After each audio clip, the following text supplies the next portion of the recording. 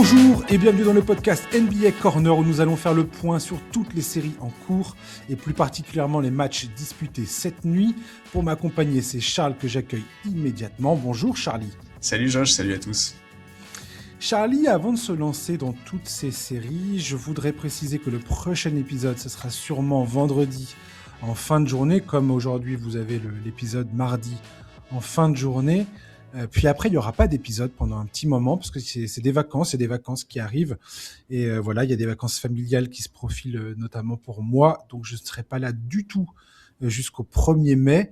Et si tout va bien, logiquement, Charlie, tu me confirmeras ça, mais ça sera le samedi 2 mai dans la journée qu'on aura probablement le prochain épisode ensuite. Je ne sais pas si ça correspond avec un truc pour toi. Ouais, non, c'est tout à fait bon. C'est ce qu'on s'était dit et je te confirme que ça le fera. On a fait du planning prévisionnel et tout. Ah, c'est ça que t'es en train de me dire. On arrive à s'organiser. C'est fou ça. Comme quoi tout arrive. On va commencer cet épisode parce qu'il y a plein de choses à dire, notamment sur certaines séries, plus que d'autres.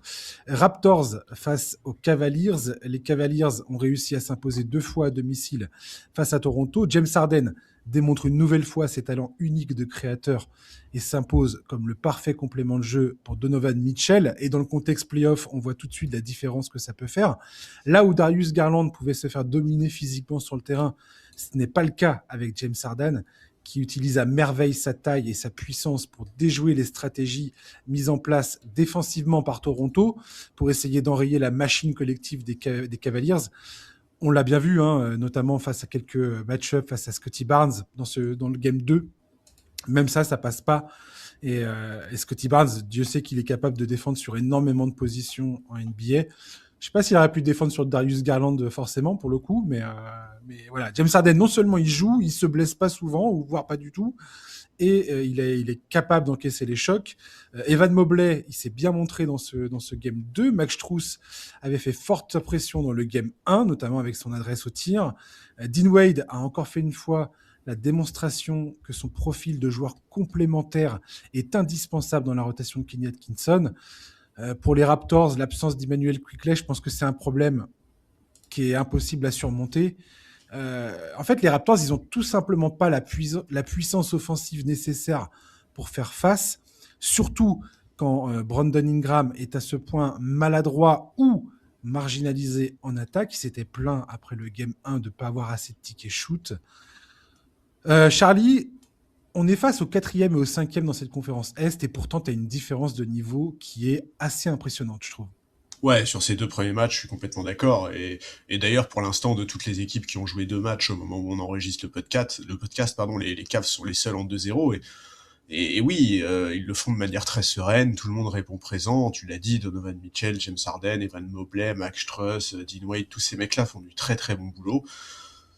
Bon, on n'était déjà pas optimiste pour Toronto. Sans Quickley, c'est trop compliqué offensivement, surtout si Ingram répond pas présent. Il est supposé être la première option offensive de cette équipe et j'ai beaucoup l'aimer, il passe vraiment complètement au travers.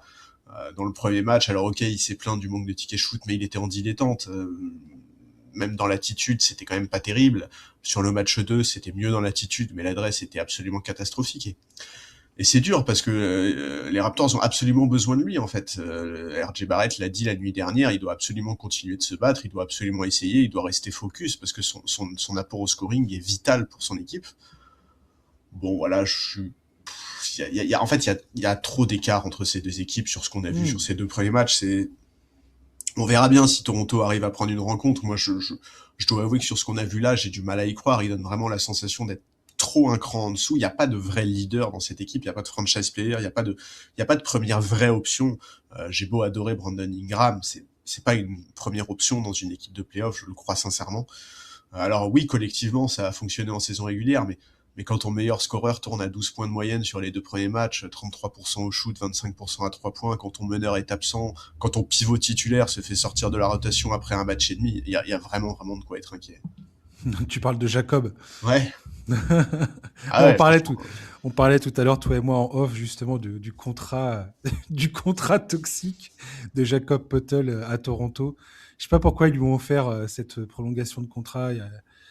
C'était l'été dernier, mais mon Dieu, quoi. Je pense C'est que là, il le moche. regrette, là. Ouais, ouais. Il est complètement Ouais, dépassé par le rythme, hein. ouais, et c'est ce qu'on disait tout à l'heure, toi et moi, quand on discutait de ça, c'est que tu ne peux pas avoir Scotty Barnes et Jacob Putel avec autant d'argent dans ton salary cap, c'est pas possible. Scotty Barnes n'est pas un scoreur, enfin je veux dire c'est pas un shooter, c'est justement un de ses points faibles. Il est capable de rentrer quelques tirs, mais c'est pas son point fort et il a besoin justement d'avoir des joueurs capables d'ouvrir le terrain pour lui. Et c'est pas du tout ce que fait Jacob Poeltl, et c'est exactement ce que tu viens de dire. Aujourd'hui, il est quasiment injouable. Si on ajoute à cela le fait qu'ils aient pas leur créateur, Emmanuel Quickley, alors c'est pas un... certains pourraient dire ouais mais Emmanuel Quickley c'est pas forcément un meneur titulaire, c'est pas ce niveau-là.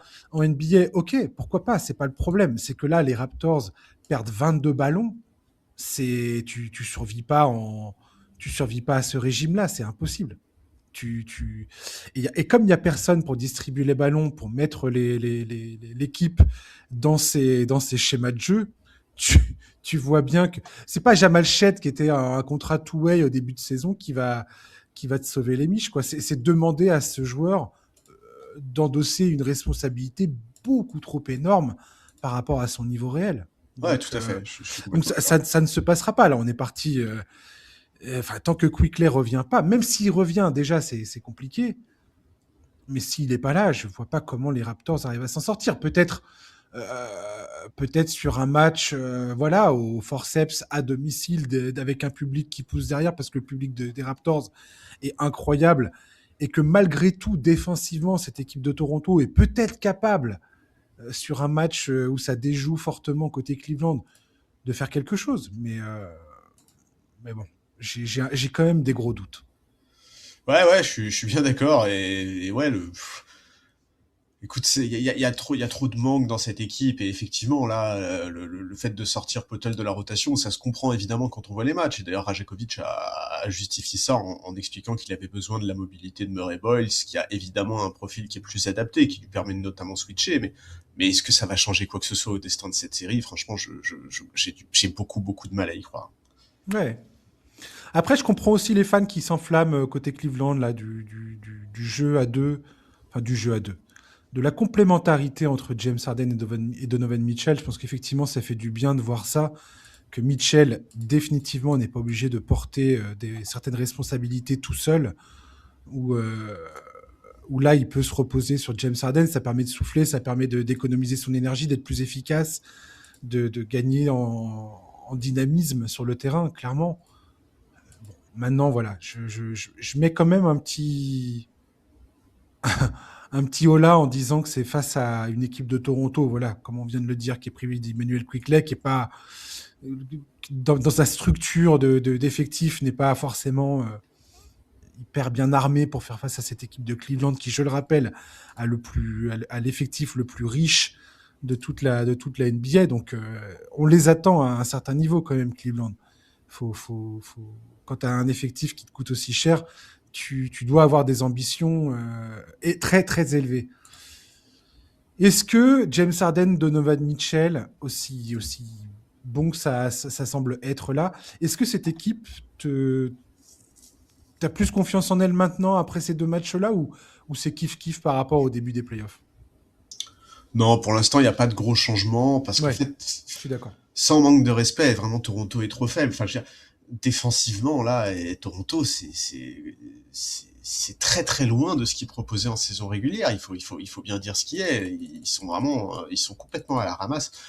Je, En fait, le fait que Cleveland puisse dominer face à une équipe comme ces Raptors-là, je m'en doutais déjà, j'avais aucun problème là-dessus. Et d'ailleurs, je crois que dans la preview, on avait tous les deux mis 4-1 en disant que si Toronto prenait un match sur un coup de chaud de ses shooters ou sur un coup de chaud de Brandon Ingram ou quelque chose comme ça, Ouais, ou sur une défense de fer, ce qui est leur identité, ça peut passer, quoi. Ouais, voilà, mais on avait énormément de difficultés à les imaginer prendre plus d'un match. Donc non, pour l'instant, pour moi, c'est trop tôt pour prendre confiance sur les Cavs. J'attends au moins de les voir Hmm. face à une opposition plus solide en demi-finale.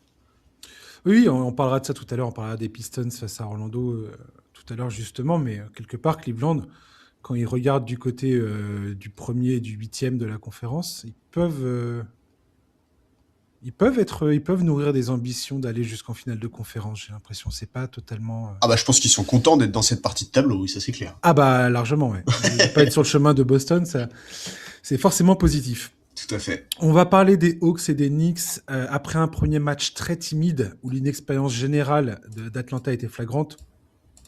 Aussi avec un banc catastrophique, à l'image de Zachary Rizaché qui est totalement passé à côté de son match. D'ailleurs, il n'a pas joué dans le Game 2. Ouais. Ça m'a fait très mal au cœur de voir ça. Et en même temps, ça me gonfle un peu parce que Quinn Snyder a tellement géré bizarrement sa rotation, ses minutes de jeu, et tout d'un coup, tu le balances dans une série de playoffs. Je sais pas. Je sais pas si Non, j'essaie mais... de trouver des excuses pour Rizaché ou pas, mais non, Rizaché est pas bon, il passe au travers, mais la gestion de son cas par les Hawks c'est incompréhensible, je suis désolé. il y a pas grand chose qui va en fait dans cette Non. histoire de Rizaché. Mais effectivement, il a été catastrophique. Ouais. Sans déconner, c'était gênant c'était gênant à voir. Ouais, J'espère qu'il va être en mesure de redresser la barre parce que s'il y a un mec qui avait toutes comment dire, les raisons de vouloir jouer en playoff pour essayer de se trouver un rôle, de se servir de cette expérience pour booster un petit peu son mental, c'est lui, et là, on est parti sur un truc complètement à l'opposé, quoi. Bref. Ah, pour moi, il voit plus le parquet de la fin de la série, là. Ah, ben très, très sincèrement, je pense que tu as tout à fait raison. Je pense que l'occasion de se relancer, elle se fera ailleurs qu'à Atlanta et pas avant la saison prochaine, quoi. Je pense qu'on est rentré définitivement dans ce mode-là, ouais. Effectivement. Les Hawks, eux, ont réussi à s'imposer in extremis dans ce Game 2 au Madison Square Garden avec CJ McCollum dans le rôle de Trae Young et un Jonathan Kuminga beaucoup plus appliqué sur le terrain. Lui, pour le coup, il a bien rebondi par rapport à un Game 1 qui était très, très difficile également. Côté Knicks, Jalen Brunson doit prendre conscience que ses prouesses individuelles ne sont pas toujours bénéfiques pour le collectif. Défensivement, on le sait, ce n'est pas vraiment au niveau, quand il s'agit notamment d'empêcher les joueurs de jouer en pénétration. Quand tu regardes le nombre de points que scorent ces oppositions directes en défense sur le périmètre, c'est pas bon du tout. C'est même extrêmement handicapant. Ouais, c'est catastrophique, ouais, littéralement. Et voilà, et Atlanta a spammé ses limitations défensives pour attaquer le cercle et forcer la défense à se mettre en rotation. J'ai aussi un problème avec la manière dont il tient la balle en attaque. À trop chercher à faire constamment la différence dans ses confrontations, il en oublie ses coéquipiers. Moi, je trouve que ça passe beaucoup de temps à regarder Jalen Brunson dribbler, pivoter sur son pied, essayer de trouver la lumière pour prendre son tir. Et derrière, il se passe pas grand-chose, en fait. Et je trouve que c'est pas bon. Je trouve que c'est pas bon. C'est pas systématique, mais le rythme de jeu général à New York s'en ressent. Je pense également que ça pénalise Karl Anthony Towns, qui se trouve... il est trop effacé dans le jeu, en fait. Il a besoin de ballon pour exister et pour se mettre en jambes. Or, il est trop souvent traité, je trouve, comme une pièce rapportée et pas comme un vrai second de Jalen Brunson ou comme un joueur majeur qu'il devrait être, en fait. Et un pivot, un intérieur, il faut le nourrir en ballon. Tu as besoin de le nourrir en ballon. Tu peux pas le marginaliser comme ça. Et aujourd'hui, Karl Anthony Towns se crée beaucoup d'opportunités parce qu'il est agressif au rebond offensif, mais dans le jeu, en tant que tel, je trouve que ça colle pas, en fait. Et j'ai pas l'impression qu'il y ait grand-chose qui soit fait pour que ce duo Brunson-Karl Anthony Towns, qui déjà a des limitations défensives qu'on connaît, qui sont largement documentées, dont on parle depuis que Towns est arrivé à New York, et là, aujourd'hui, je trouve qu'offensivement, ça montre aussi ses limites, quoi. Je vois pas. Alors, je sais pas si New York va payer le prix face à Atlanta. Je sais pas à quel point ça va être compliqué pour eux de se débarrasser des Faucons, mais pour moi, il y a clairement quelque chose à comprendre côté Knicks, sauf qu'on est en playoff, et je vois pas ce qu'ils vont pouvoir faire pour changer la donne, Charlie.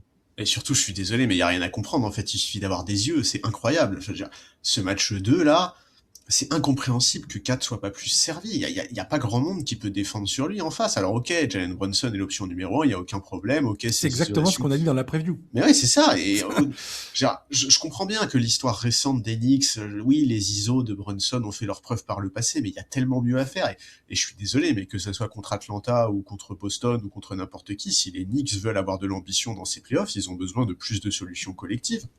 Mais puis C'est, c'est trop tout le temps lui. mais C'est oui, pas, ça devient indécent. Il y a un moment, t'es presque gêné de regarder ça. T'es là, tu non, dis, et mais puis attends, je suis désolé, mais sur ce match 2, c'est pas normal de voir Atlanta être plus cohérent collectivement que ces Knicks. on est Cette équipe, d'accord. ce noyau est ensemble depuis un moment maintenant. Ils ont une expérience collective qui est importante. Ils ont plus d'atouts que les Hawks, mais on peine un peu à voir quelle identité Mike Brown veut dégager de cette équipe. Et en plus, on a bien vu sur le premier match que l'apport de Towns était nécessaire pour cette équipe. Je veux dire, en première mi-temps, sur le premier match, il est discret, mais en deuxième mi-temps, et offensivement ou même défensivement, c'est grâce à lui que les Knicks parviennent à creuser un écart. C'est lui qui interrompt le run des Hmm. Hawks en toute fin de match sur un lay-up. Sur le match 2, le quatrième carton des Knicks, il est dégueulasse offensivement. Le ballon circule pas. Les systèmes sont extrêmement limités. Alors, est-ce que c'est une consigne du staff? Franchement, quand on connaît l'historique de Mike Brown, je trouve ça étonnant. C'est quand même pas du tout le pire coach de la ligue quand il s'agit de construire une attaque. Et surtout que pour moi, c'était l'objectif de le ramener à la place de Tom Thibodeau. Mais oui, C'était justement et qu'en pour régulière, on a apporter vu. beaucoup plus que ce soit beaucoup moins dans le gimmick offensif avec Jalen Brunson. Et en saison régulière, tu pouvais croire que ça allait mieux se passer, qu'il y avait des choses qui se profilaient un peu mieux, notamment dans les rotations qu'il mettait en place. Ouais, Là, on retombe un peu dans des travers qu'on avait vus à l'ère Thibodeau, quoi. ouais, c'est ça. Alors que vraiment, en régulière, il y a eu des séquences où on voyait vraiment des choses intéressantes offensivement. Bon voilà, moi j'avoue que je me pose un peu la question de savoir si cette équipe elle peut vraiment gagner avec Jalen Brunson, et je sais que ça peut paraître dur voire injuste de dire ça, mais franchement entre ses faiblesses défensives et sa tendance à monopoliser le ballon au détriment du collectif en attaque, j'ai vraiment pas l'impression que ça soit le modèle d'une équipe ambitieuse, et puis franchement c'est la manière avec laquelle il est ciblé en défense, et je sais pas si t'as vu la conférence de presse de CJ McCollum où un journaliste lui demande s'il le ciblait volontairement et McCollum lui répond bah à ton avis c'est évident que oui en fait. Bon voilà, c'est trop tôt pour décréter que les Knicks feront rien sur ces playoffs évidemment, mais c'est vrai que pour le moment j'ai du mal à voir en eux une équipe qui pourrait aller chercher le titre. Ils sont trop sur courant alternatif, ils ont une attaque dans les moments difficiles qui est beaucoup trop stéréotypée, beaucoup trop basée sur les Mm. isolations de Brunson, et franchement, Mike Brown, je comprends pas comment il peut laisser les choses se dérouler comme ça. Il y a tellement mieux à faire. Et ouais, et puis franchement, ils ont vraiment choke dans le quatrième carton, et c'est pas rassurant pour la suite. Et en plus, c'est quand même une tendance lourde avec les Knicks, le choke dans le quatrième carton. Donc ouais, c'est pas. Oui, alors que Jalen Brunson est réputé pour ses exploits justement dans le clutch. Bah ouais, mais faut croire que ça Et c'est suffit pareil, pas. Mike Brown a joué. Alors, il y a eu des problèmes de faute en deuxième mi-temps, c'est pour ça qu'il l'a fait. Mais en première mi-temps, il a joué 6 minutes sans Karl Anthony Towns et Jalen Brunson. Il veut pas comment dire, les couper l'un de l'autre. Il préfère avoir, il a expliqué, j'avais déjà mis cette rotation sans eux, sans aucun des deux sur le terrain. Ça marchait plutôt bien en fin de saison. Là, ça ne fonctionne pas, effectivement. Ok, très bien. Alors pareil, je vais pas faire les nostalgiques de Tom Thibodeau, mais je sais pas. Je ne comprends pas comment ce duo aujourd'hui peut être vu. Enfin, je vais peut-être paraître un peu, un peu direct dans ce que je vais dire, mais je perds espoir dans la capacité de ce duo à faire quelque chose de. Enfin, les finales de conférence en dernier face à Indiana, je pense que c'est probablement le meilleur résultat que tu peux obtenir de ces deux gars-là, quoi. Et ben, je suis assez Je d'accord, je vois pas comment ça va plus loin. et moi, je vais ajouter quand même que ces dernières années, on a quand même beaucoup plus tapé sur Karl Anthony Towns que sur Jalen Brunson. Je suis désolé, mais défensivement, Towns, Ouais. quand il veut, il peut. Jalen Brunson ne peut pas, en fait. Et ça, c'est quand même un énorme problème. C'est vraiment un énorme problème. Et ouais, je sais que si cette campagne de playoff se passe mal, c'est encore sur Towns qu'on va tomber, c'est encore sur Mike Brown qu'on va tomber. Maintenant, à un moment, il faudra quand même se poser la question de Jalen Brunson. On est d'accord. Et est-ce que tu peux gagner avec Jalen Brunson en option numéro un? C'est une question énorme. Ouais, tout à fait. Parce que là, aujourd'hui, je trouve que ça se passe au détriment du collectif, alors que si tu as un profil de joueur comme Jalen Brunson, c'est cool qu'il puisse faire la différence comme il le fait. Attention, c'est pas une critique de son jeu est absolument limpide. Il sait trouver, il sait créer les écarts, il est combatif. Personne remet en question sa science du basket, sa capacité à être clutch et tout ça.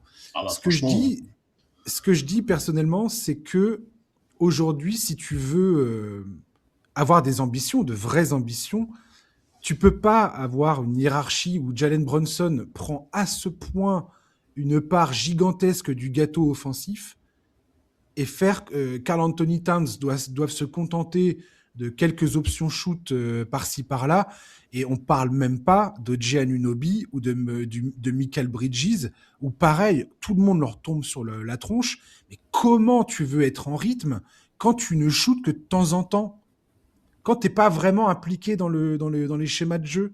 oui, et c'est pour ça que je suis désolé, mais ce que tu viens de dire juste avant, à savoir que personne ne remet en question la science du jeu de Jalen Brunson, etc. Moi, je suis désolé, Jalen Brunson, la nuit dernière, dans le quatrième quart-temps, s'il se rend pas compte à un moment qu'il doit plus impliquer ses coéquipiers, bah, je suis désolé, il y a un problème avec sa compréhension du jeu. Ouais, je vois ce que tu veux dire. En fait, je me demande à quel point.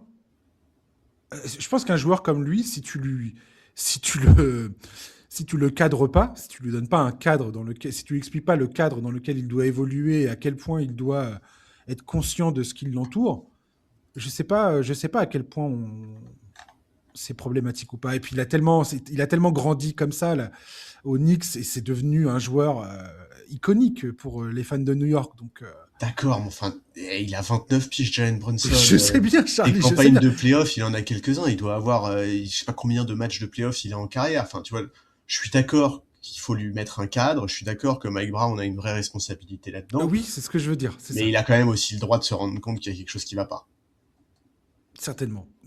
Là, hier soir, 10 sur 26, il est à plus 3 en plus-minus, mais voilà, quand tu prends la flotte à ce point-là défensivement, c'est chaud, quoi. Ouais.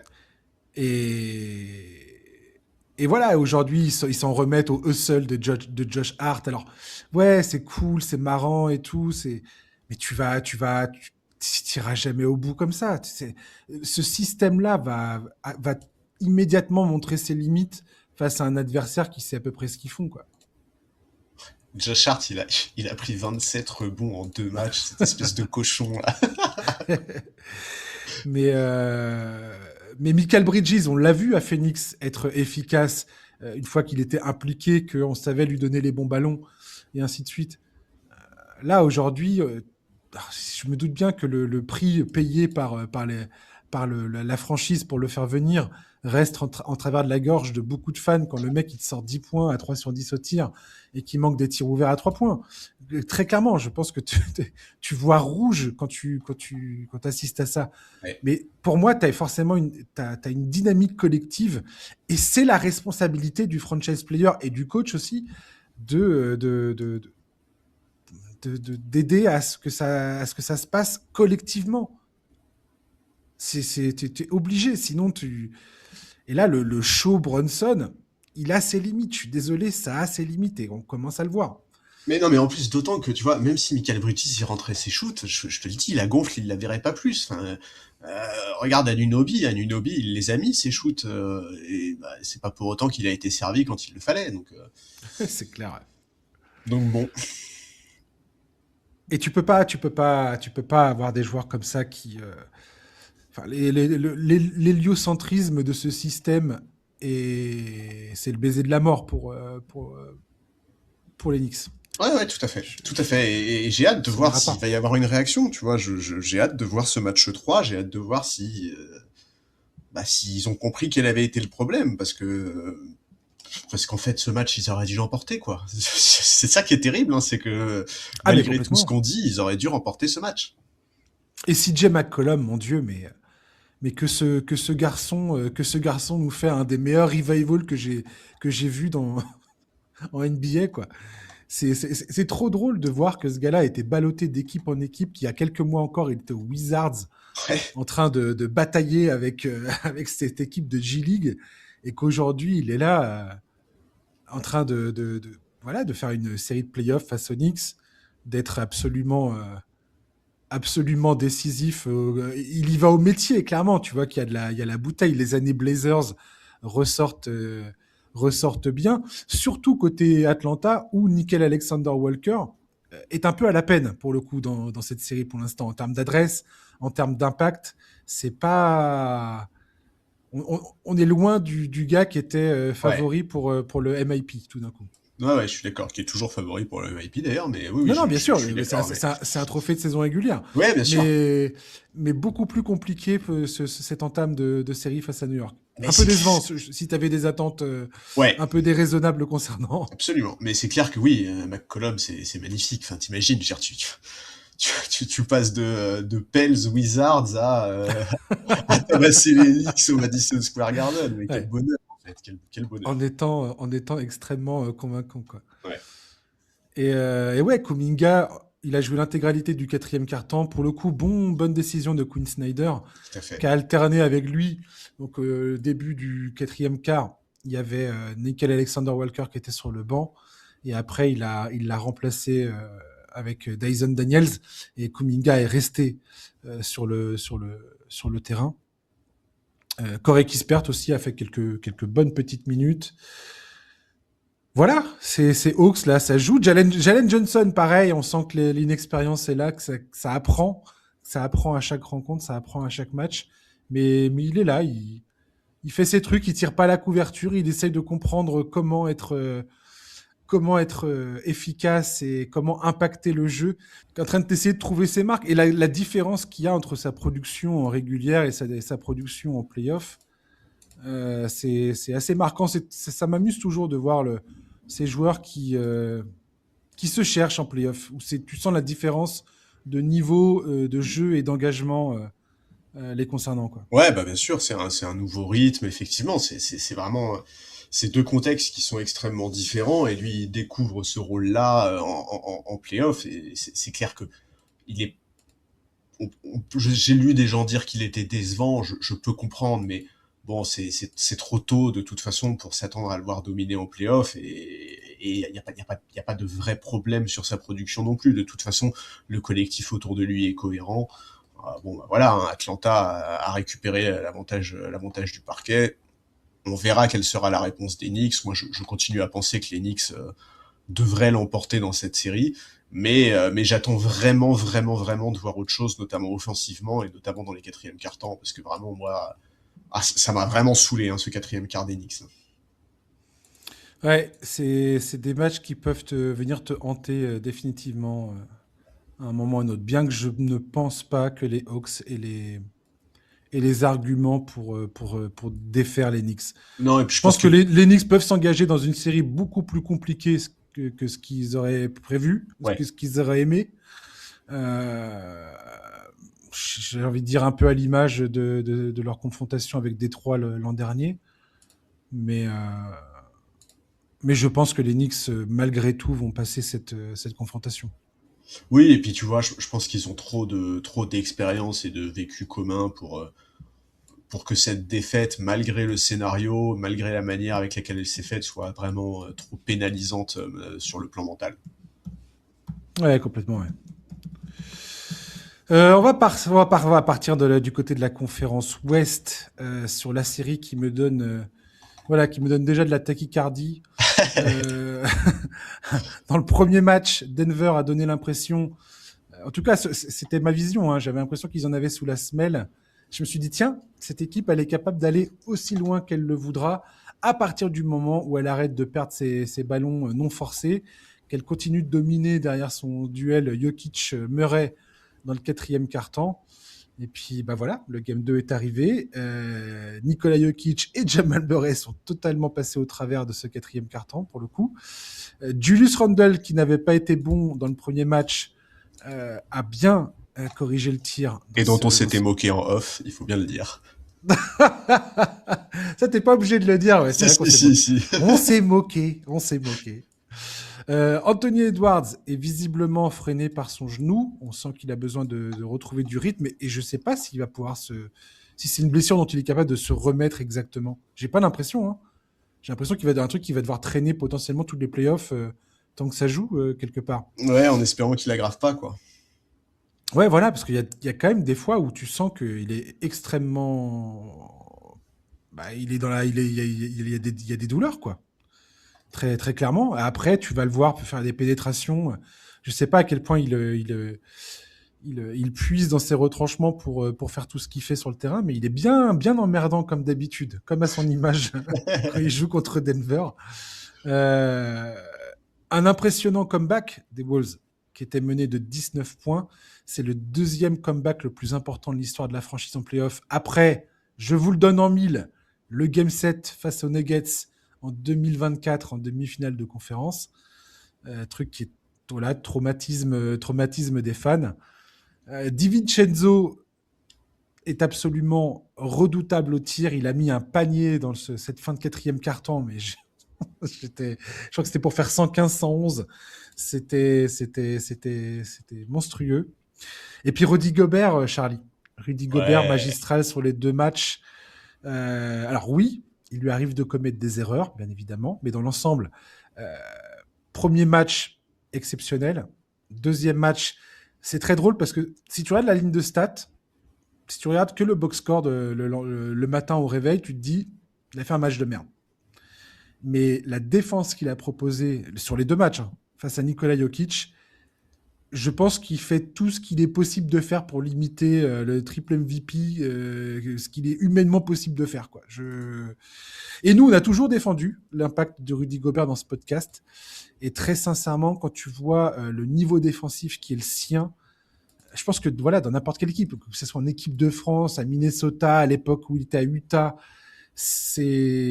l'impact défensif de ce gars est loin d'être anodin. Et je suis d'accord avec Chris Finch qui, pendant le post-game, a dit que c'était un scandale que ce gars-là soit totalement snobé des finalistes de meilleurs défenseurs de l'année. Et, euh, et voilà, il démontre dans cette série pour l'instant à quel point il est absolument magistral défensivement. C'est impressionnant.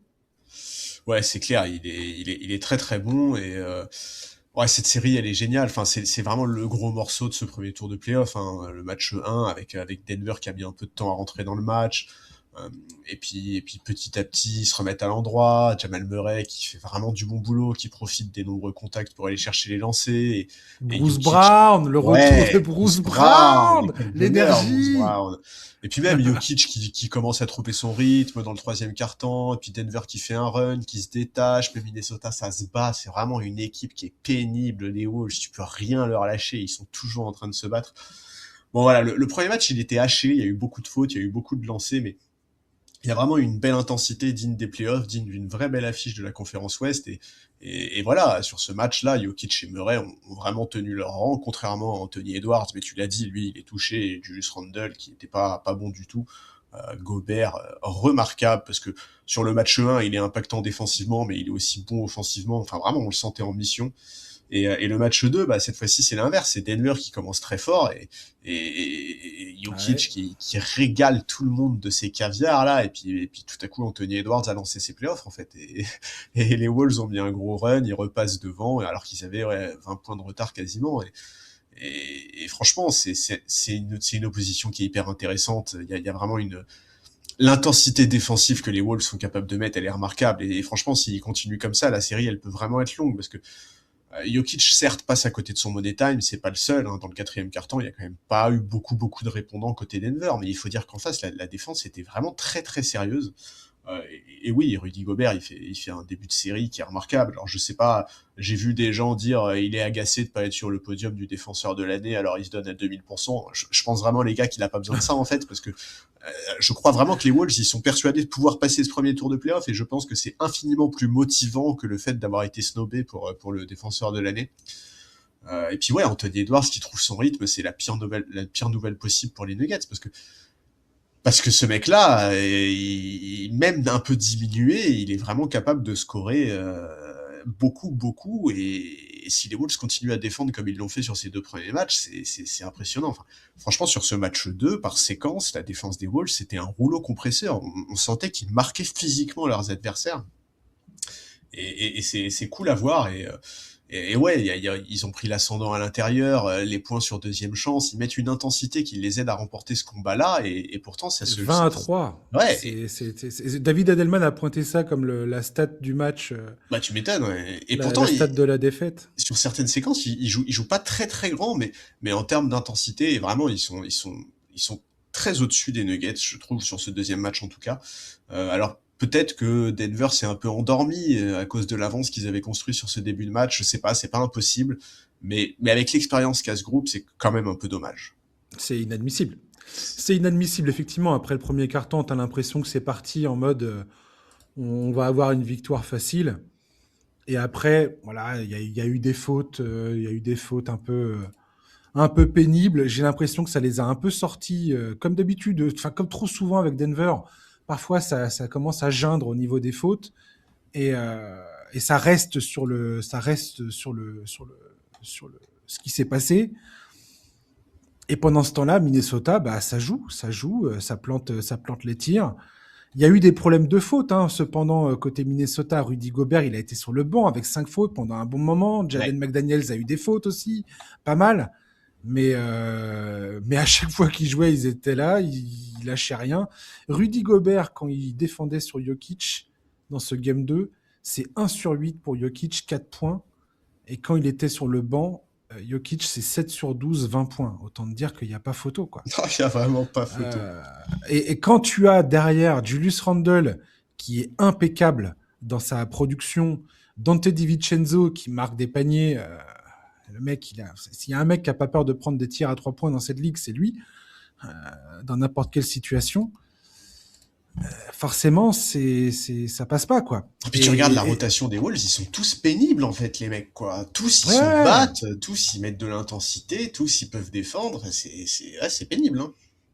Quand tu vois pareil, Mike Conley, tout à l'heure on parlait du poids de l'expérience, Mike Conley est souvent préféré par Chris Finch à la place de comment dire, de Bones De Island. Bones Enfin, Island, ouais. c'était le cas au premier match. Le deuxième match, à Bones, il joue 10 minutes, il marque 13 points.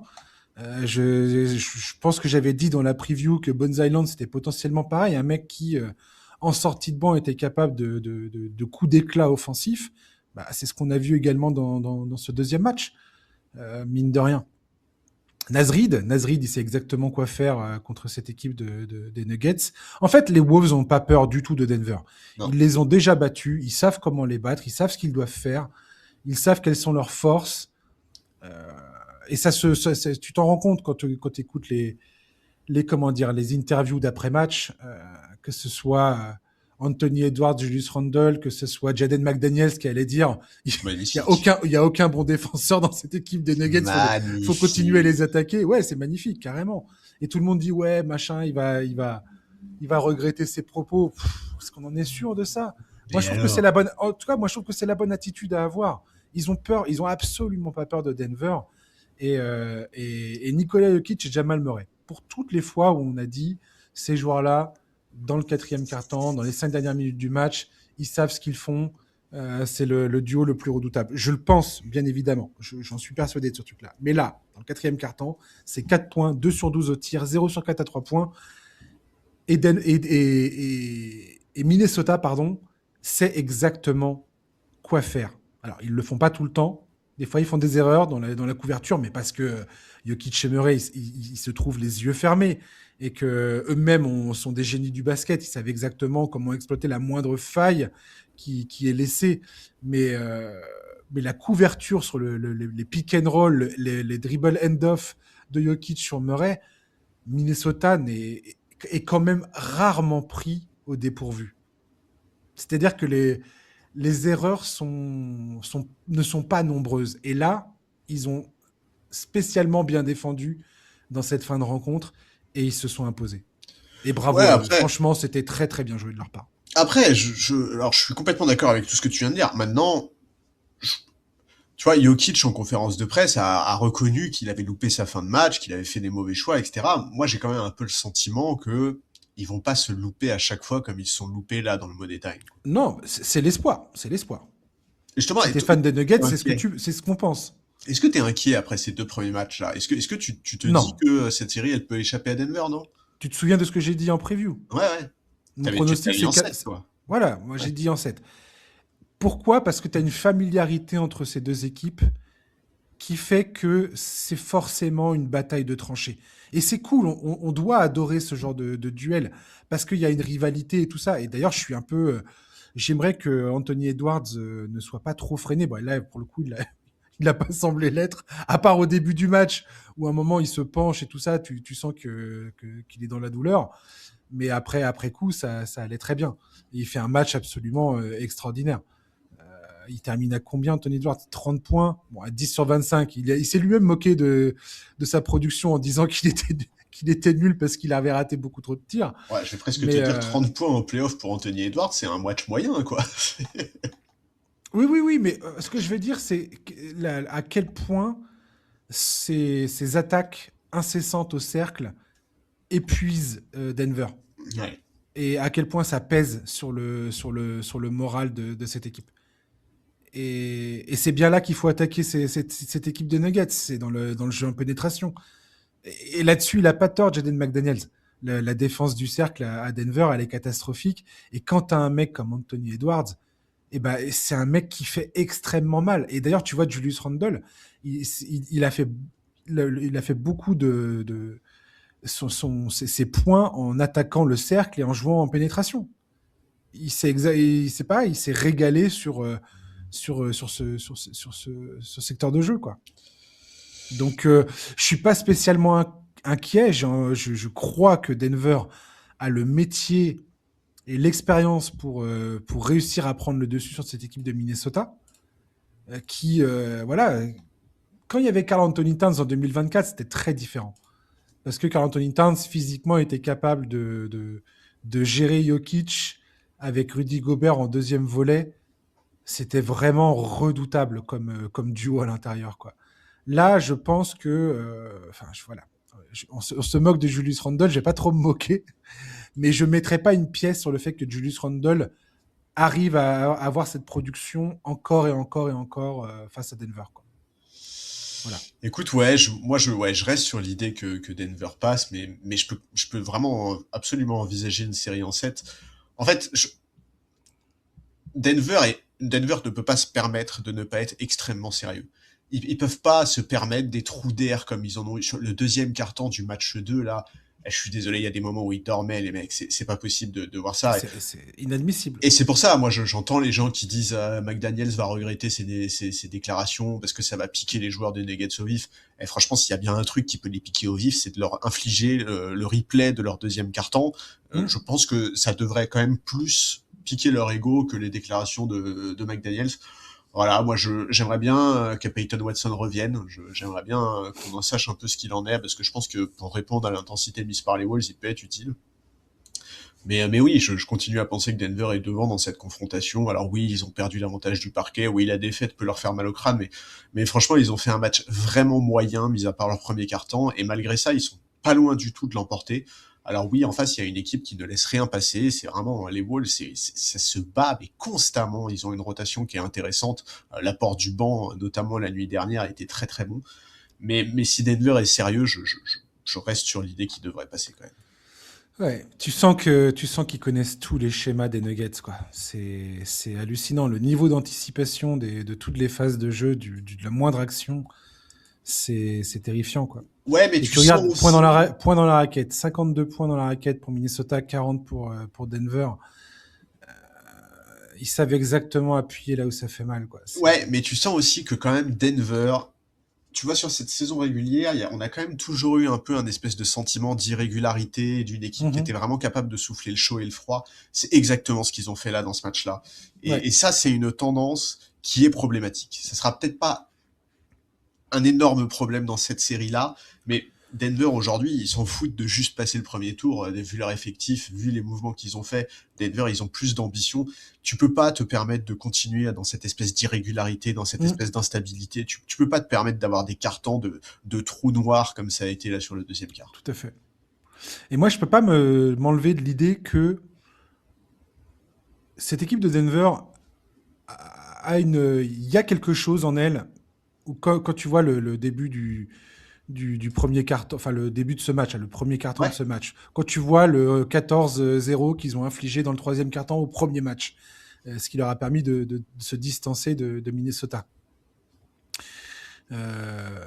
Alors que pareil, ça fait 2 fois qu'ils terminent la mi-temps à égalité. C'était 62-62, je crois, au premier match et 64-64 au deuxième match. Grâce à Murray qui marque un panier complètement lunaire de la moitié du terrain. Bref. Tu sens, moi j'ai l'impression que cette équipe des Nuggets a la possibilité de rentrer dans un flow et qui serait en mesure de ne pas lâcher. Tu vois ce que je veux dire ? D'avoir cette espèce de flow où les périodes de creux seront beaucoup plus rares que les périodes de la machine est lancée et on va rouler sur notre adversaire, quoi. Ou du moins, on va être inarrêtable. Offensivement, c'est vraiment une machine de guerre, Denver. Quand tout clique. Le problème, c'est ça, c'est qu'aujourd'hui, cette équipe n'a pas joué assez de matchs ensemble, je pense, en tant que groupe. Et il y a encore des hésitations, il y a encore des passages à vide qui sont trop réguliers et qui coûtent énormément. Et l'autre truc que je n'aime pas du tout, c'est Valanciunas qui joue quelques minutes par-ci par-là. On a fait tout un sketch de ce truc-là. Ouais, Valanciunas, c'est le pivot exactement qu'il fallait pour gérer les minutes sans Jokic et tout ça. Ah, franchement, c'est la déception totale. Ouais, et aujourd'hui, les minutes du banc, donc c'est qui joue le plus ? C'est Tim Hardaway Jr., Bruce Brown, Spencer Jones, qui aujourd'hui de facto est un intérieur avec Aaron Gordon qui remplace Jokic au poste de numéro 5. Là, Valanciunas, il joue 3 minutes. C'est déjà 3 minutes de trop. Franchement, je n'ai jamais saisi comment on en est arrivé là du côté de Denver, quoi. Comment ils ont foiré à ce point ce truc de remplaçant de Jokic, encore une fois, quoi. Ouais, non, mais je suis bien d'accord. Effectivement, là, les minutes de Valanciunas, elles sont très compliquées. Donc, il va falloir trouver des solutions. Mais en fait, moi, je comprends ce que tu dis. Pour moi, Denver, c'est vraiment une équipe où, quand tout va bien, c'est indiscutablement top 2 ou peut-être top 3 de la ligue. Mais le problème, c'est de réussir à maintenir ce moment où tout va bien. Et le problème, c'est que les moments où tout va mal, eh ben, c'est aussi une équipe qui est assez catastrophique, en fait. Donc c'est dans le maintien de cette puissance de feu que se distinguent le Thunder et les Spurs, par exemple. Oui, c'est ça. Et puis, en fait, c'est réussir à maintenir ton A-game tout au long d'un match. Ça, en fait. Et en fait, déjà, s'ils arrivaient à le maintenir tout au long d'un match, ce serait bien. L'étape suivante, c'est de le maintenir tout au long d'une série. Est-ce qu'ils vont réussir à construire ça pendant cette campagne de play-off ? Bah, je leur souhaite, parce que sinon, ils pourront pas être ambitieux. Et pour terminer sur Denver-Minnesota, moi, c'est ce que je me suis dit au début de ce match. C'est que je me suis dit, tiens, cool, s'ils prennent un avantage de 2-0, ça va permettre potentiellement de terminer la série beaucoup plus tôt que ce que j'avais imaginé. Donc, de ne pas s'épuiser physiquement dès ta première série de playoffs. Et là, tu sens que la taxe en termes de fatigue va être énorme. Ouais, colossal. Et si derrière, tu dois te manger San Antonio qui... on va en parler là, mais qui va probablement dispatcher Portland en 5 matchs tout au plus. Bon, c'est herculéen s'ils veulent aller loin, quoi. D'où l'intérêt de voir Peyton Watson revenir pour étoffer un peu la rotation. Ouais. Ça, il faut vraiment que ça arrive. Et puis la défense, lui, pour le coup, il est capable de défendre le cercle et il est capable de défendre sur les pénétrations. Du moins d'apporter ces quelques actions défensives, ces quelques coups d'éclat défensifs qui peuvent faire la différence. Tu vois que le match se joue à rien là, donc voilà. On va passer en revue toutes les autres séries qui n'ont joué qu'un match, donc c'est un peu difficile de tirer des conclusions, mais on va quand même faire nos conclusions hâtives. Lakers Rockets, Charlie, Kevin Durant a manqué le premier match. Les Lakers se sont saisis de cette opportunité. LeBron James, excellent à la création. Il le démontre encore une fois. Enfin voilà, le mec dépasse absolument génial. Voilà quelqu'un qui comprend le rythme, qui comprend le sens du collectif, qui sait exactement utiliser ses coéquipiers pour porter un résultat. DeAndre Ayton, tu lui dois des excuses, Charlie. Non, certainement pas. Oh, allez, C'est pas vas-y. sur un match que je vais lui faire des excuses, ça suffit, j'en attends bien mieux. Qu'il me fasse une campagne de Ok. playoff de ce calibre-là, et là peut-être. Mais voilà, et tac, mais c'est quoi alors? C'est les Lakers, bravo, Luke Kennard, c'est le nouveau Kobe Bryant, et les Lakers filent en demi-finale, ou c'est les Rockets qui, encore une fois, ont mouillé le lit? Bah déjà, on va attendre de voir si KD peut revenir pour le match 2, ce qui visiblement est pas encore une certitude, même s'il s'entraîne. C'est clair que son absence est un énorme problème pour les Rockets. C'est-à-dire, on sait très bien qu'en l'absence de vrais meneurs expérimentés, ils sont très tributaires de sa présence en attaque. Sans lui, la création est encore plus limitée. Il y a peu de joueurs qui ont la capacité de se créer leur shoot. C'est-à-dire, les Rockets ont compté sur les isolations de Kevin Durant tout au long de la saison. Et là, Oui, forcément, ça change pas, ouais. Ouais. t'abordes les playoffs sans lui, tu es un peu, les mecs Il y a se rien, regardent un il peu y a sur pas le de fond de jeu, parquet. ouais, C'est bien ça, sûr. c'est un peu le sentiment que vraiment ils sont au fin fond du désert et qu'ils comprennent pas très bien ce qui se passe. Et Donc oui, j'aimerais rappeler que t'as toujours insisté là-dessus, le fait que les Rockets, à la trade deadline, n'aient jamais pensé à faire venir un meneur, alors que on a vu Kobe White bouger, on a vu Ayo Dosunmu bouger, on a vu même enfin, je sais pas, des mecs qui aurait pu être utile ouais, à c'est un un peu le moment ou un principe. autre, quoi. Mais non, ils ont absolument rien fait. Et je tenais à souligner le fait que tu as toujours été militant de cette histoire.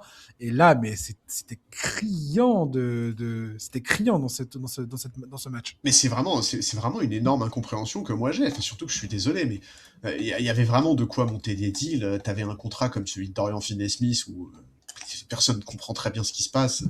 Enfin bon, bref, on va pas revenir encore une fois là-dessus, mais effectivement, l'absence de KD, elle rabat les cartes. On voyait tous les deux les Lakers être dominés principalement en raison des absences de Reeves et Doncic. Là, forcément, ça change un peu la donne. Euh, on va voir ce que ça donne au match 2, s'il est présent ou non, parce que de toute façon, les examens ont rien révélé de très problématique. Il a une contusion au genou. Je vois pas trop, a priori, de raison de jouer la carte de la prudence. Mais donc oui, moi en tant que fan des Lakers, bah, je suis très content que les Lakers aient pas passé l'occasion. Ils sont dans une situation où il faut absolument prendre tout ce qui se présente. Maintenant, on va voir ce qu'il en est de l'infirmerie. Est-ce que Doncic peut effectivement revenir assez rapidement? Est-ce que KD sera là au deuxième match? Moi, je reste sur l'idée qu'avec Kevin Durant, ces Rockets-là sont supérieurs aux Lakers sans Doncic et Reeves. Après, je vais te dire, si Luke Kennard continue à nous faire une série où il rentre absolument tous ses shoots, on en reparlera, mais j'ai un peu du mal à y croire. Ça me semble un peu gros. Comment dire, le recrutement décisif que ça a été finalement. Ah ouais, hein, tu vois, comme quoi les Lakers sont capables de faire des bons moves. Est-ce que ça, il y a un problème de coaching aux Rockets, Charlie? Parce que je vois beaucoup de monde qui tombe sur Ime Udoka. A contrario, beaucoup de gens qui disent, parce que voilà, le fait qu'il soit opposé aux Lakers, j'ai l'impression qu'il y a un discours beaucoup sur les réseaux sociaux qui dit que Udoka, même sans Kevin Durant, se montre bien incapable de faire jouer son équipe, alors que de son côté, JJ Redick, avec les limitations qui étaient les siennes à l'entame de ce Game 1, donc sans Luka Doncic et sans Austin Reeves, toi-même, on en a parlé dans la preview, c'est que tu sucres une partie non négligeable de ton attaque, voire l'intégralité de ton attaque. Euh, et lui, il arrive à trouver des astuces, à faire des ajustements qui font que bah, ça prend corps et voilà, ils obtiennent un résultat. Il y a beaucoup de ça ou pas pour toi? C'est un problème de coaching ou c'est un problème de personnel? Je pense que c'est les deux. Je pense que sur le match 1, JJ Redick a gagné la bataille du coach. Ça, je suis d'accord, effectivement. Je pense qu'il a fait du meilleur boulot que Ime Udoka. Maintenant, JJ Redick, il a LeBron, quoi. Ça aide. Tu vois, ça aide sur le parquet à faire Oui, les bons choix. Non, mais c'est vrai, c'est ça sûr. aide Non, mais à c'est sûr. identifier les situations, ça aide à identifier les mismatchs, ça aide à faire les bons choix. Mais effectivement, Ime Udoka, c'est probablement pas le meilleur coach offensif qu'il y a aujourd'hui en NBA. Est-ce que ça veut dire qu'intrinsèquement, c'est pas un bon coach et qu'il peut pas faire gagner cette équipe? Ça, j'en sais rien, c'est trop difficile à dire. Mais de toute façon, la donnée de base, c'est qu'il y a un problème de construction dans cette équipe. Ouais, tout à fait, ouais. Et puis, depuis un moment maintenant, on parle également de l'ambiance au sein de cette équipe. Est-ce que Alperen Sengun, c'est pas un des joueurs les plus décevants pour l'instant de toute cette histoire de saison des Rockets? Si. Le gars est arrivé après une campagne internationale où tu as l'impression que il était sur une pente inarrêtable, une ascension inarrêtable, et qu'il allait vraiment s'affirmer dans son rôle de pivot d'avenir de la ligue. All-Star. Et aujourd'hui, on n'arrête pas de parler d'Alperen Sengun, pas dans les bons propos, quoi. Pas dans les bons termes. Où il montre ses limitations, où on dit, ouais, attendez, Baby Jokic, c'était totalement démesuré comme comparaison. En fait, il est nul. Enfin, on en est presque là pour Sengun. Et je pensais pas qu'on verrait cette saison-là de sa part. Et je me demande vraiment le contexte, à quel point, je sais pas. J'essaie de comprendre ce qui s'est passé dans cette équipe des Rockets, qui était deuxième de la conférence Ouest la saison passée, et qui aujourd'hui, t'as l'impression que à l'intersaison, cet été, il y a des décisions dramatiques qui peuvent être prises si jamais ça se passe vraiment pas bien, quoi. Et en même temps, j'ai envie de te dire, le second tour, en demi-finale, face au Thunder, je préfère l'option Lakers avec la probabilité de voir Luka Doncic et Austin Reeves revenir que de voir continuer cette équipe des Rockets. Eh ben, figure-toi que moi aussi, ça va Je t'étonner. n'apprécie absolument pas regarder cette équipe des Rockets jouer au basket. Bah non, elle est pas belle à voir jouer, c'est la vérité, mais ça fait un moment maintenant. Et pour le coup, ça tient quand même aussi beaucoup au casting. Je suis désolé, mais cette équipe, elle est trop tributaire des isolations de Kevin Durant toute la saison. Elle a été trop tributaire de ça, et effectivement, elle a du mal à mettre en place un système collectif offensif qui est cohérent. Et oui, Sengun est décevant maintenant. À quel point est-ce qu'il est impacté par le casting? À quel point est-ce qu'il est impacté par la présence de Kevin Durant dans son équipe aussi? Je vais pas l'enterrer pour l'instant, c'est trop tôt pour l'enterrer, il est encore super jeune, il a quand même montré des choses assez remarquables depuis le début de sa carrière, donc c'est vraiment trop tôt pour l'enterrer, mais c'est sûr que sa saison est très décevante. La deuxième partie de cette série peut être vraiment cool. Franchement, si vous êtes à 2-1, admettons, vous gagnez plus de match là. Vous êtes à 2-1 et t'as Luka Doncic qui revient pour le game 4. Ça peut tellement être mortel. Ça oui, Ça ça peut va être... tellement Mais être drôle. de toute façon, la présence de Doncic va être géniale, enfin, C'est sûr. on veut voir Doncic en playoff, point. C'est sûr et certain. Les Thunder face aux Suns, je n'ai pas grand-chose à dire, Charlie, sur cette série. On avait prédit tous les deux un sweep, il me semble. Ouais. Et voilà, je vois pas ce qui va se passer d'autre. C'était, ouais, je sais pas, c'était pas intéressant cette rencontre. C'était violent. C'était très violent pour Phoenix. Voilà, on connaît les arguments d'OKC. Provoque des pertes de balles, des points en contre-attaque, les supporters se mettent en feu. Et après, il n'y a plus rien qui a l'air de bien se passer. Et je sais pas, c'est un truc qui se nourrit tout seul. Je sais pas. Je sais pas comment expliquer ça. Je vois pas comment Phoenix a une seule chance d'aller prendre un match à cette équipe de Casey. Ouais, je suis complètement d'accord, il n'y a pas vraiment de surprise sur ce qu'on a vu lors de ce premier match, il y a vraiment un gros écart entre les deux équipes. Voilà, Chet Holmgren s'est régalé à l'intérieur au relais d'un Hartenstein qui a pris des fautes rapidement. À la limite, moi, un des trucs que j'attendais sur cette série, c'était de voir si Jalen Williams avait mis ses soucis physiques derrière lui et s'il était en état de nous faire une belle campagne de playoff. Bah écoute, a priori, ça a l'air d'aller. Apparemment, ça va. Ok. Et ouais, et le banc d'OKC a répondu présent tranquillement. Shai Gilgeous-Alexander a même pas eu besoin d'aller nous chercher un gros match. Enfin, voilà, il y a déjà un Non, mais gros écart entre les deux équipes. En plus, le fait que Phoenix joue assez petit, franchement, ils se font mais exploser. Enfin voilà, C'est un peu difficile à voir. Je suis content de pas être fan des Suns parce que je pense que je vivrais pas très bien cette série. Mais en même temps, en tant que fan des Lakers, je me dis que je peux tout à fait vivre la même chose en demi-finale de conférence. Donc j'ai pas non plus très hâte d'y être. Mais ouais, non, y a pas grand chose à dire sur ce premier match. Il n'y a pas un seul joueur qui a joué plus de 30 minutes du côté d'OKC. Ouais, écoute. C'est... En même temps, ils ont raison, hein. Ils vont arriver frais comme des gardons en finale de Clair. conférence. Ça y est, on peut jouer. C'est vraiment, C'est ils qui vont là être leur Et là, petite forme de la saison, c'est et ridicule. là t'as une équipe qui va arriver en train de suffoquer. C'est nous. Ok les gars. Coucou. Eh ben écoutez, vous allez peut-être nous prendre un match, on va voir. Après, peut-être qu'ils vont arriver tellement rouillés après avoir joué 8 matchs en 2 tours, tu vois, tellement trop en forme presque, hors rythme. Oh, j'en sais rien, mais ouais, Non, j'y crois pas une seconde, je te rassure. Hein. cette rencontre, c'était vite vu, quoi. Hein. Putain, là pour le coup, tu perds l'ambiance playoff, tu vois. Tu perds le côté fun des playoffs, quoi. T'es là, ok, sympa. Ouais. Les Spurs face aux Blazers. Charlie, Victor Wembanyama a fait exactement ce qu'on avait dit. Le mec est arrivé en playoff, il a dit attendez les gars, je sais exactement ce qu'il faut faire. Marquer des points dans tous les sens, dominer défensivement. Il vient d'être élu d'ailleurs défenseur de l'année. À l'unanimité. À l'unanimité. Quelle surprise. C'est génial, c'est absolument génial. Cette équipe des Spurs est un bonheur. Ça, pour le coup, c'est un bonheur à regarder jouer. Le match était compétitif comme il fallait, sans être non plus... voilà, enfin, San Antonio n'a jamais été trop inquiété non plus. Vassell et Dylan Harper se sont montrés. J'étais très content. Très bon signe pour la suite, je trouve. Il y a pas de... Elle est étonnante de volonté, cette équipe des Spurs. Et ça tient, quoi. Ça tient. Tout le monde se tient. Le collectif est là. La mentalité est bonne. Je suis tellement épaté par cette équipe. Je suis tellement...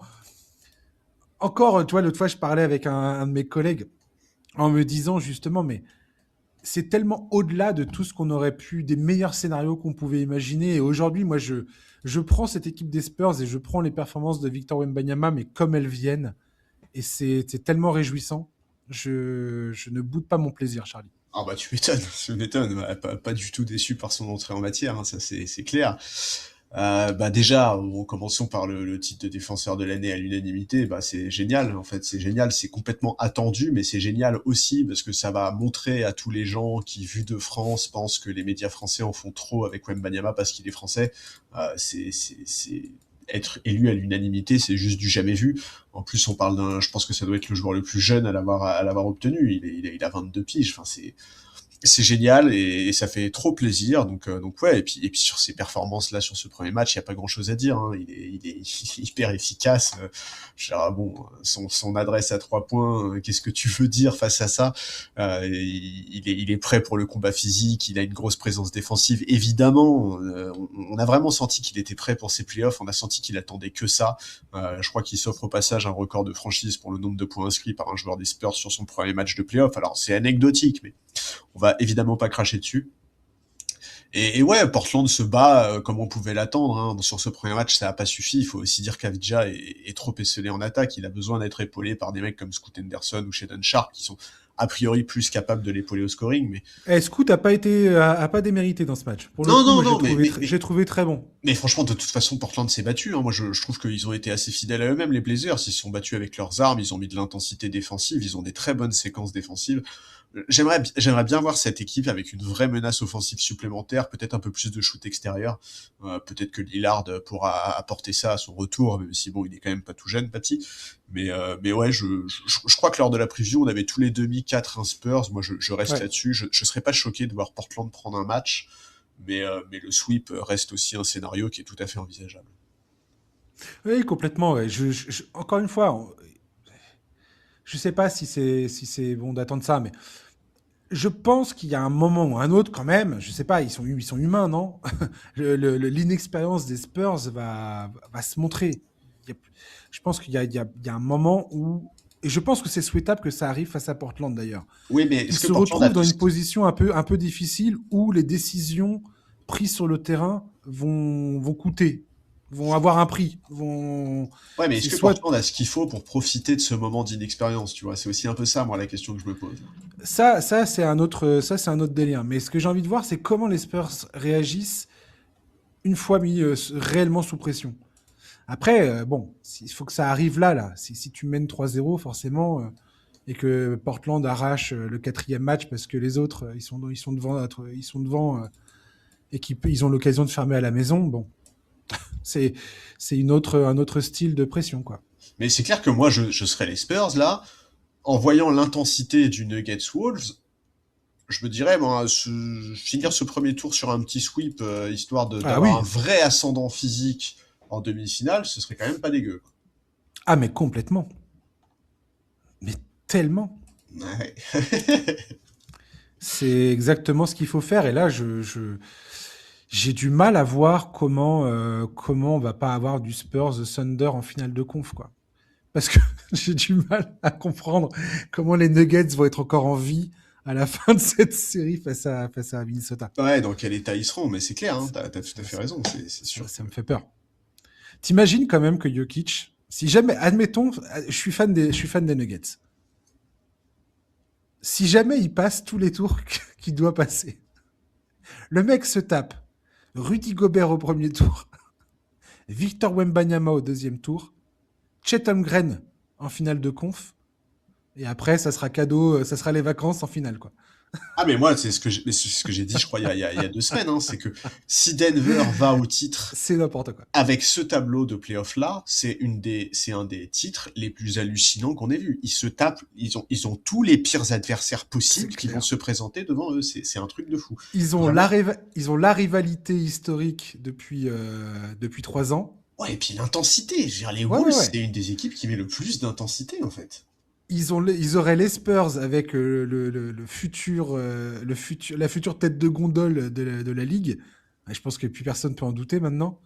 Et puis, au diable, les fans français. Je veux dire, si t'es fan en France et que t'es là en train de bouder Victor Wembanyama parce que il fait on en parle trop, on ne lui trouve pas de défaut, ou on le critique pas assez, ou je ne sais quoi d'autre, eh, tant pis pour vous, quoi. Le mec a Je sais, 22 ans, il est je deep-boy à sais pas quoi vous dire, l'unanimité, moi. podium MVP. Franchement, si vous êtes Ouais, pas non, mais content, c'est pareil, hein. je suis la NBA depuis assez longtemps pour savoir que des trucs comme ça, tu t'en verras pas 15 dans ta carrière de fan, quoi. C'est Donc, clair. même voir, enfin voilà, profitez-en, je vous le dis tout de suite. Euh, Après le Thunder, donc l'équipe jugée absolument infranchissable. Et si tu termines sur Boston en finale, admettons, Le chemin est incroyable. ça serait complètement fou. Ouais. J'ai beaucoup de mal à visualiser ça pour l'instant. J'ai pas la vision, Charlie, pour l'instant. J'ai pas la vision. Pistons, Orlando. Bah, qu'est-ce qui s'est passé, Charlie? Qu'est-ce qui s'est passé? J'ai l'impression que le mec qui avait les gros bras dans la cour de l'école est tombé sur un mec qui avait des plus gros bras que lui. Voilà. Euh, Totalement. Enfin, le schéma défensif. Alors, je sais pas comment expliquer ce que je suis en train de dire parce que on a tellement critiqué Orlando. On était tellement sûr que Jamal Mosley c'était le premier qui allait sauter dans les jours qui viennent, limite, ou dans les semaines qui viennent parce qu'ils étaient qualifiés pour le coup pour le premier tour. Mais là, je veux dire, cette équipe qu'on a quasiment jamais vue au complet, la stratégie défensive face à Détroit était impressionnante. Le pick and roll de Détroit a complètement été annihilé. Jalen Suggs était dans ses œuvres, dans ses travaux. Tellement Le bien, mec, James. il était partout, tout le temps, à faire suer tout le monde. Franz Wagner a bien joué. Paolo Banchero a extrêmement bien joué. Dans un espèce de contrôle du tempo, des bonnes passes. Il n'a pas pris de tirs stupides. Franchement, je suis très très impressionné par Orlando et Détroit. Et Jalen Duren, ça va pas, enfin, va falloir réagir. Kate Cunningham a été laissé, on va dire, à son jeu. Vas-y, gars, marque tes 39 points. Nous, on va s'occuper de bloquer tout le monde et de fermer tous les robinets autour de toi. Inquiet ou pas inquiet pour Détroit? Je trouve que c'est trop tôt pour s'inquiéter, mais effectivement, on a retrouvé les éléments qui posaient un peu question dans ces playoffs, avec une adresse insuffisante, une trop grande dépendance à Kate Cunningham. En fait, c'est vrai qu'on espérait que la période sans lui en fin de saison régulière aurait permis de trouver des solutions pour le relayer. Sur ce match-là, on les a pas vus, mais comme tu le dis, c'est aussi parce que Orlando avait un très très bon plan de jeu. Maintenant, Incroyable. ouais, non, mais ils étaient prêts, ils étaient très bien préparés, ils ont fait un super match dans l'intensité, ils étaient vraiment dans la lignée du match de play-in face aux Hornets. Juste 2 secondes. On a quand même vu Détroit sans Kate Cunningham à la fin de la saison, c'est ce qu'on a dit d'ailleurs, qui déroulait son jeu même sans son meneur titulaire. Et on se disait, mais elle est incroyable cette équipe, le jeu, le collectif, la mentalité, la combativité, ils savent exactement quoi faire pour dominer. C'est pas un feu de paille et ainsi de suite. Et là, tu vois ce premier match, waouh, la gifle. Ouais, et puis Banchero qui utilise enfin ses atouts Ouais, physiques de la meilleure grave. manière. Non mais voilà, c'est... Ok, alors, je suis d'accord, En fait, je pense aussi qu'il y a... En fait, si je ne m'inquiète pas, c'est parce que d'un côté, on a quand même Orlando qui arrive en pleine confiance après son play-in, qui arrive en rythme, etc., etc. En face, Détroit, ils sortent d'une semaine sans jouer. D'ailleurs, c'est quelque chose que Mosley a évoqué lui-même en conférence de presse. Hein. Orlando était bien plus en rythme que Détroit. Tout ça, ça fait partie de l'apprentissage nécessaire pour une jeune équipe. Gérer ces périodes sans match, c'est pas toujours quelque chose de simple. Donc, petit bénéfice du doute pour le premier match. Maintenant, il faut quand même montrer autre chose rapidement. Il faut répondre aux doutes qu'on peut avoir sur cette équipe. Il faut nous expliquer aussi ce qui s'est passé défensivement, parce que défensivement, Détroit sur ce match-là, c'était pas Détroit qu'on connaît, vraiment pas. Oui. Donc bon, là, ça c'est un peu un problème. Donc voilà, moi j'attends de Détroit une réaction rapide, j'attends une réaction forte. Le match 2, je veux vraiment voir autre chose pour lancer pleinement cette campagne de playoff. Je leur donne le bénéfice du doute sur ce premier match, mais, euh, mais c'est clair que voilà, on a vu ce qu'on craignait voir du côté de Détroit il y a quelques semaines, ce que la fin de saison régulière nous avait un peu cette inquiétude-là s'était un tout petit peu effacée au regard de ce que Détroit avait proposé en fin de régulière. Là, sur ce premier match-là, il y a tous les problèmes qu'on avait pointés il y a déjà longtemps, plus un niveau défensif qui n'est pas du tout le niveau défensif habituel de cette équipe. Donc j'attends vraiment une réaction forte et je trouve que JB Bickerstaff a dit des choses assez intéressantes après le match. Je trouve qu'il a fait une analyse qui est assez pertinente. Maintenant, faire l'analyse, c'est bien, s'adapter, c'est mieux. Donc je veux voir des adaptations. Bah, surtout que JB Bickerstaff, pour le coup, qui est considéré comme un des favoris pour le coach de l'année, moi c'était mon choix, je crois. Ouais. Enfin, j'ai changé de choix, je sais plus combien de fois, mais Il me semble que pour tu tous avais les, dit Bickerstaff à la fin. pour tous les trophées, je crois, mais bon. Oui, oui, je crois que c'est ça, ouais. Mais si tu te souviens bien, à Cleveland, déjà, il n'avait pas la réputation d'être le meilleur stratège. Et d'ailleurs, c'est un des trucs qui l'a poussé à la sortie Ouais. du côté des Cavaliers. Là, il se retrouve face à une équipe d'Orlando qui est une des rares équipes de cette conférence Est qui peut pas être bully comme les autres, Non, et puis qu'il y a qui des ont atouts qui sont gênants pour Détroit. Ouais. exactement, et qui met Détroit face à ses propres limitations, tout en diminuant fortement ce qui a permis à Détroit de notamment avoir un record de 39 victoires, 9 défaites à domicile. Ils étaient extrêmement solides chez eux sur toute la saison. Donc perdre ce premier match à la maison, c'est vraiment pas joyeux. Comme tu l'as très bien dit, Bickerstaff s'est bien exprimé, bonne analyse. Quand tu écoutes Ken Cunningham, c'est pareil. Le mec est limite enthousiaste, en train de dire je suis content que ça se passe ainsi parce que ça va nous permettre de révéler des choses qui vont nous être utiles dans la suite de notre parcours, vers l'objectif vers lequel on tend. Ok, très bien. J'ai vraiment hâte de voir la réaction au Game 2 parce que moi, j'ai été estomaqué par la stratégie mise en place par le Magic qui a marché extrêmement bien.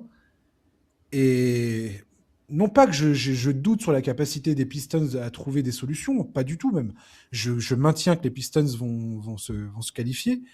Mais, mais là, on est parti sur un truc qui peut être vraiment une bataille de tranchées qui peut être vraiment Ouais. violente pour Détroit, Ouais, qu'ils n'avaient pas prévu. qu'ils n'avaient pas prévu, mais qui peut aussi leur faire du bien. Et tu vois, dans l'analyse que fait Bickerstaff après le match, il y a un moment où il dit, en gros, que ce qui l'a embêté notamment, c'est que selon lui, c'est lié au fait d'avoir été mené très rapidement dans le match, mais en gros, il Hmm. dit, il y a des moments où en fait, on est devenu complètement statique, en fait, où on avait l'impression que tout devenait compliqué à faire, que tout était une montagne, que on en est, il dit, on en est venu à tout vouloir, à vouloir trouver la solution individuelle Ouais. systématiquement, etc., etc. Et ça, pour le coup, c'est un énorme problème. Tu peux pas sortir de ton match juste parce que tu prends un éclat rapidement. En fait, c'est pas parce que tu prends un run rapidement dans le match que tu peux sortir comme ça de tes schémas, de tes habitudes de jeu. Ça, c'est un énorme problème pour une équipe qui se veut ambitieuse. Et je pense aussi que c'est pour ça que Kate Cunningham, il est presque content, en fait. C'est que, quelque part, ils ont pris un bon gros taquet sur la nuque, là. Et là, maintenant, il n'y a plus le choix, en fait. Vous êtes plus l'équipe qui a dominé la conférence Est. Vous avez pas ce statut de mec intouchable comme peuvent Ouais. l'avoir au KC. Non, les gars, aujourd'hui, vous êtes dans une situation où à l'Est, il y a des équipes qui sont a priori au moins aussi solides que vous. Vous n'avez pas de marge sur l'adversité. Chaque match, ça doit être un combat. Et pour pouvoir mener un combat à chaque match, il faut être prêt mentalement. Et je pense que Détroit était pas prêt mentalement sur ce premier match. J'ai hâte de voir comment ils vont résoudre notamment ce jeu en pick and roll, comment ils vont résoudre le problème Jalen Duren qui était central, dont on a chanté les louanges toute la saison sur le rôle qu'il avait pris, les lectures de jeu dont il était capable sur ce poste haut en tête de raquette. Euh, et là, tout a disparu. Ouais. Il n'y a aucune connexion que tu voyais habituellement côté Détroit qui ne se déroulait convenablement. Tout était tout le temps empêché, cafouillé, les ballons touchés, les dribbles empêchés, il n'y a rien qui collait, quoi. C'était, je m'attendais pas à ça, je t'avoue. Je Ouais, non, mais m'attendais je pas suis du bien tout à ça. d'accord. Et il faut voir quelles adaptations va faire Bickerstaff. Comment, tu vois, un mec comme Osar Thompson, il y a des séquences sur lesquelles c'est un problème de l'avoir sur le parquet, en fait. Je veux dire, les défenses l'ignorent de manière hallucinante. Mais c'est ça le pari. Et le problème, c'est que Osar Thompson, il est partie intégrante de l'identité de Détroit. Bien sûr. Donc le problème, c'est que quand offensivement, tu as un mec qui te coule à ce point-là, qui permet justement aux défenseurs d'aller aider systématiquement sur les autres, et c'est ce qui crée ce problème. C'est le fait que Ozar Thompson, ils se disent, on ne défend pas sur ce mec-là, on le laisse. Et on fait le pari que qu'on va s'en sortir plutôt bien. Et ça, c'est un énorme problème. Et Oui. le fait qu'il n'y ait pas d'option crédible derrière ça, c'est-à-dire que tu ne peux pas répliquer la production défensive de Ozar Thompson, son impact, mais en même temps, sur ton banc, t'as pas un gars qui peut t'emmener ailleurs offensivement de façon à ce que ça va compenser le fait que Ozar Thompson soit sur ton banc, quoi. Donc, c'est ma question, et c'est je t'avais envoyé ce message-là enfin, après le match.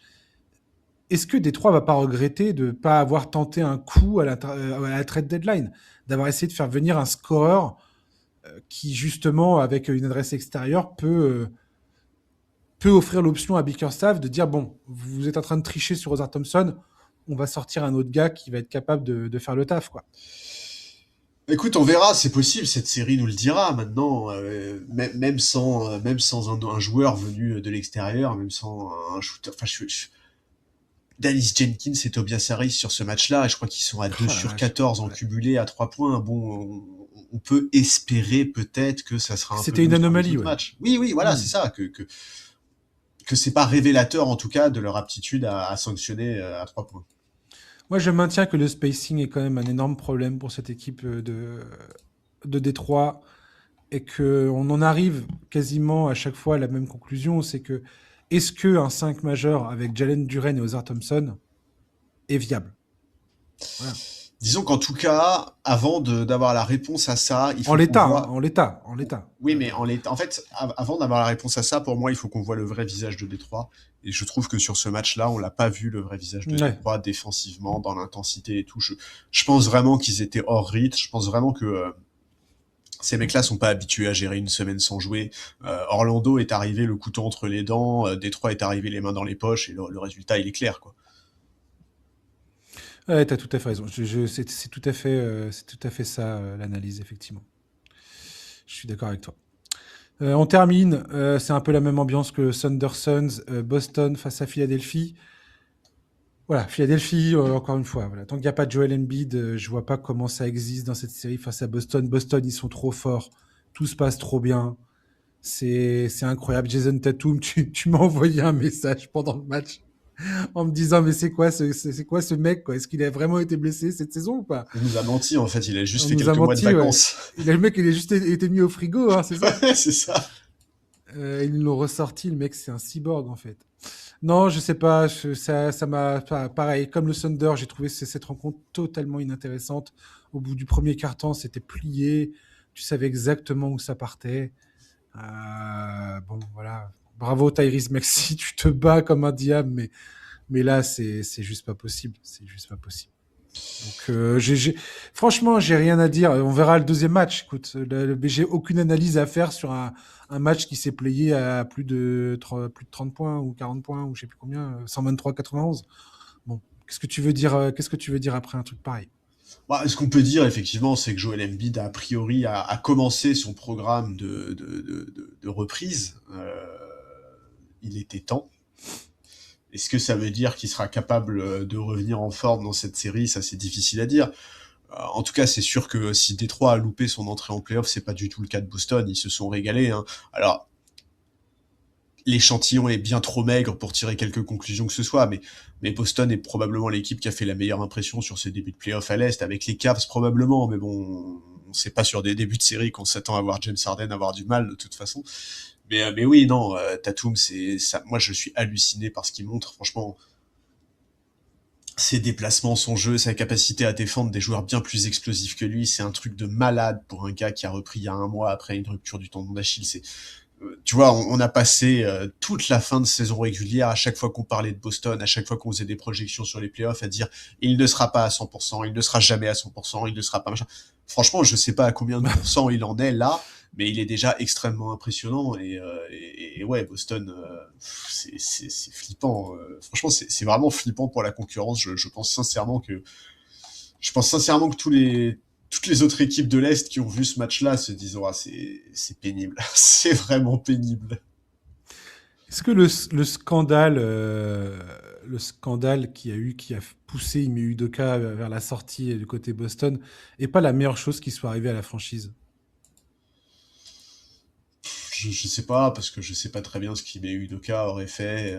Franchement, j'en ai aucune idée. C'est possible. En tout cas, vu la manière avec laquelle ils ont nommé Mazzulla sans la moindre hésitation et Ouais, extrêmement rapidement, je pense que quoi qu'il arrive, Joe Mazzulla aurait terminé par être le head coach de cette équipe. Alors, tu penses? bah, peut-être qu'une franchise aurait senti l'opportunité et serait allée le débaucher, mais bon, je dirais, ça fait quoi? Ça fait 7 ou 8 ans, je crois, maintenant, qu'il est dans le coaching staff de Boston.